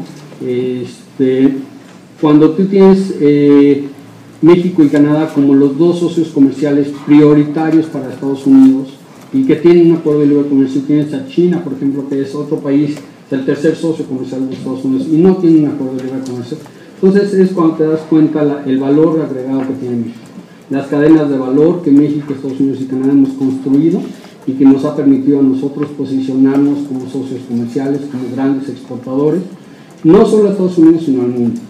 Hoy por hoy se ha mencionado mucho pues, el ataque del presidente Trump a la industria automotriz, donde buscaba reubicar la producción de automóviles hacia los Estados Unidos, el caso de Ford, el caso de Carrier, por ejemplo, también, que pretendían reubicar hacia la planta productiva en los Estados Unidos. Hay que tomar en cuenta que México es el productor es el séptimo productor mundial y es el quinto exportador mundial de automóviles. Entonces, eso muestra que la producción de México va de la mano con Estados Unidos y con Canadá. Somos socios comerciales y México siempre ha cumplido con sus compromisos. Ahora, con esta nueva iniciativa del presidente de buscar abrir la negociación, el tratado para una negociación, y lo comentaba con la senadora precisamente, México está preparado. México está preparado para enfrentar esta negociación. Venimos de una negociación del TPP, todos nuestros negociadores han estado íntimamente involucrados en todos los temas. Y será decisión de los Estados Unidos saber qué quieren poner sobre la mesa. Una vez que nosotros sepamos qué es lo que quiere Estados Unidos, México podrá ponerlo suyo. No lo vamos a hacer antes, obviamente, hasta no ver qué es lo que quiere Estados Unidos. Sin embargo, ciertamente, como lo comentábamos, de lo que buscaba Estados Unidos al principio pareciera que lo que está buscando es algo un poco más modesto, digamos, ¿no? No tenemos muy claro si quiere hacer toda una negociación. Hay que recordar que pues, este tipo de negociaciones son complicadas, simplemente el Telecán tiene 22 capítulos y pues, cubre desde bienes, servicios, compras de gobierno, temas de propiedad intelectual que son bastante álgidos, solución de controversias, tienes un capítulo de cortes compensatorias y subsidios, en fin, servicios financieros incluso, solución de controversias en materia de inversión, el factor propio de inversión que es también álgido. Entonces, todo depende de si es una negociación donde se va a revisar todo el Telecán y se puede modernizar, que México no está negado a modernizarlo, o simplemente es una negociación más modesta donde podemos hacerle una actualización y entonces traerlo a un acuerdo que refleje las realidades del siglo XXI. Mencionaban ahí el tema de comercio electrónico. Ciertamente no es un tema ajeno, es un tema que hace 23 años era muy rudimentario, no estaba desarrollado, era básicamente, bueno, pues yo en esa época tal vez ni siquiera correo electrónico tendría, ¿no? Hoy por hoy ya las comunicaciones son por vías electrónicas, de teléfono a teléfono, mensajes de texto, en fin, las operaciones comerciales, hoy por hoy todo el mundo revisamos nuestro estado de cuenta bancario vía internet. Entonces el comercio electrónico no es ajeno a la realidad y es uno de los elementos que, por ejemplo, claramente pueden enriquecer una negociación donde ponemos de nueva cuenta a la relación de América del Norte como una zona de competitividad. Somos la región más competitiva, podemos seguirlo siendo y podemos mejorarla definitivamente. Todo está a la luz de qué vamos a poner cada una de las tres partes en la negociación. También hay que recordar que no es nada más los Estados Unidos, no es norte-sur, sino que es sur-norte y además hay un tercer jugador que es Canadá. Canadá lo ha dicho, hay una manifestación expresa de la canciller canadiense de que esta es una negociación trilateral, por lo tanto pues se tienen que balancear los tres intereses. En términos de tiempos, pues es difícil predecir. México se anticipó a esta negociación precisamente con este proceso de consultas públicas, a la cual te agradezco de nuevo la oportunidad de poderlos escuchar y saber cuáles son sus posicionamientos, que nos enriquecen a nosotros en términos de llevar una posición negociadora, de formar una posición negociadora de México. A la luz de los anuncios, y ya cuando el presidente Trump había tomado posesión, el 1 de febrero, el 4 de febrero, México publica a través de la Cancillería y de la Secretaría de Economía un proceso de consulta pública, a través del cual durante estos 90 días nos hemos acercado a todos los sectores, desde los sectores productivos hasta de manufactura hasta los sectores productivos primarios, los productores de azúcar, los productores de maíz, los productores de tomate, de todos los productos agropecuarios. Hemos consultado al sector servicios, hemos consultado al sector de compras de gobierno, hemos hecho esta consulta abierta.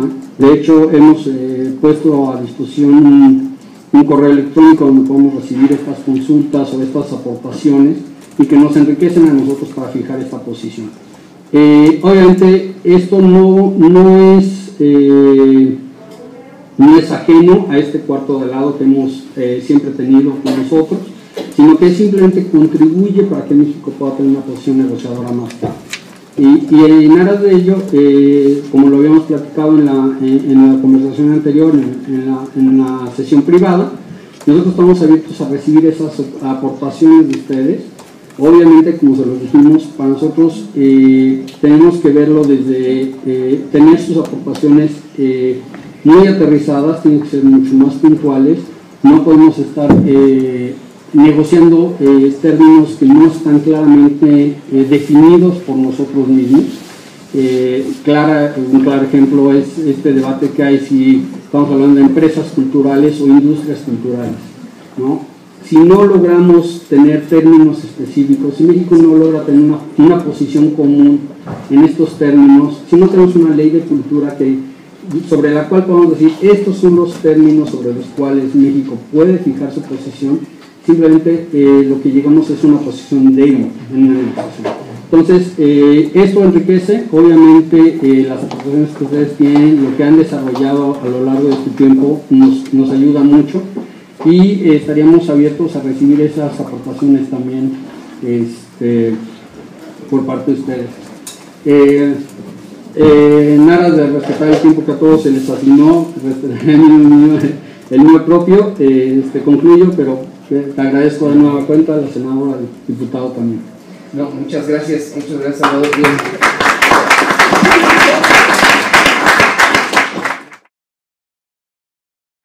Estamos muy claros, como dije desde el principio, que este es un escenario ilustrativo, no exhaustivo, y por supuesto se había especulado que antes de Semana Santa el presidente Trump iba a hacer llegar al Congreso la misiva que tiene que hacer llegar, que formaliza el inicio de las negociaciones. Esa carta, hasta donde sabemos, no llegó. Entonces estamos pendientes de que eso ocurra, que es como una suerte de banderazo, para que entonces digamos, ahora sí ya viene en serio, y ya se ha especulado muchísimo, si de aquí a diciembre, en fin, hay muchos escenarios. Entonces también quiero dejar muy claro que nuestra universidad, el GRECU, seguirá atento a la posibilidad de mantener este espacio y de que se pueda enriquecer con otros actores, con otras personalidades, en fin, de tal manera de que no tengamos que después leer en el periódico decir, no, siempre sí hubo, ¿verdad? Y entonces, pero ¿por qué no metieron esto? ¿Por qué no negociaron lo otro? Entonces, porque eso también es muy, muy típico de pronto. Muchas gracias por la invitación, una disculpa por el conflicto de agendas, es un día muy extraño para mí por tantas cosas que confluyen, pero es un placer estar aquí y poder compartir lo que desde la Asociación de Internet estamos planteando de frente a los cambios que se han generado con la política Trump y las oportunidades que para el ecosistema digital en particular consideramos que se abren. Independientemente que no se ha formalizado, como ya mencionaban, esta carta, ¿no?, que se va a llevar a cabo las negociaciones, desde hace casi 2 meses, la Secretaría de Economía, como muchos aquí saben, emitió estos 90 días o abrió estos 90 días de consulta, y nosotros como industria ya trabajamos en los comentarios generales. ¿Por qué? Porque el Telecam pues no tenía un capítulo en materia digital, simplemente por el momento en que fue firmado. Entonces, independientemente de los retos que significa para otras industrias más tradicionales y para otros sectores, consideramos que para el tema de Internet es una oportunidad, obviamente de incluir lo que no existe, pero de incluirlo de tal manera que a nuestro país le beneficie. Internet es un ecosistema que no tiene barreras geográficas, lo cual le da una característica muy particular, y hay temas muy puntuales que tenemos que cuidar. Uno pues es por supuesto la ciberseguridad. ¿Qué queremos como país? ¿Qué estamos dispuestos a dar? ¿Qué podemos negociar? ¿Qué podemos ofrecer? Y hasta dónde podemos o no queremos ser flexibles en lo que probablemente en este tema quisieran poner sobre la mesa. El tema de protección y privacidad de datos, yo creo que hay un buen avance de lo que se trabajó en el tema del TPP, si bien no es que esté cerrado ni sea únicamente lo que se puede llevar, pues los esfuerzos fueron muchos, y vale la pena retomar algunos de estos temas. El tema de propiedad intelectual es un tercero, y en particular el de comercio electrónico, dentro de las prioridades que Presidencia sacó para el tema del Telecam, toca específicamente el comercio electrónico. Y ahí nosotros los vemos desde distintas aristas. Uno, cómo incentivar a que las empresas micro, pequeñas y medianas le entren al comercio electrónico, y cómo empezamos, por eso me gusta este foro, a generar las capacidades de las personas que se van a dedicar a eso. A nosotros me ha tocado ver que los expertos, que hay pocos, digamos, trabajando en comercio electrónico, se los piratean de empresas a empresas de una manera bárbara. ¿Esto qué nos dice? Que falta capital humano, que esos skills que se van a requerir en los trabajos que hoy todavía no existen, quizá todavía no los estamos generando. Y si bien hay cierta inquietud de que no todo va a ser internet, que no todo va a ser comercio electrónico, no todo se puede ir hacia allá, eso es una realidad, pues yo creo que nos podemos ir preparando a nuestros jóvenes, a los más chavos que apenas van a empezar a elegir una carrera, van a empezar a estudiar. Nosotros, o como asociación, en colaboración con, por supuesto, academia, el gobierno tiene un rol muy importante, la sociedad y la industria, a sembrar al campo fértil. Yo creo que hay ciertos esfuerzos, también considero que vamos un poco retrasados, quizás estábamos demasiado confiados en que el tiempo de impacto iba a ser menos rápido, y abrirles, ¿no? Ser como un mensajero con todos estos chavos de que consideren otro tipo de carreras. Yo soy abogada, una de las carreras más tradicionales que hay. Cuando me preguntan, te recomiendo, pues no, ya no seas un abogado, por lo menos ya no seas uno tradicional, ¿no? Porque a lo mejor hay abogado en materia de comercio electrónico. O sea, ábrete a las posibilidades que te dan aún este tipo de carreras, o considera aquellas que tienen muy poquito tiempo de existir y ve siendo de los pioneros en estos temas, ¿no? Entonces, a grandes rasgos son las oportunidades que vemos, y si hay oportunidad profundizamos en alguna de ellas. Muchas gracias.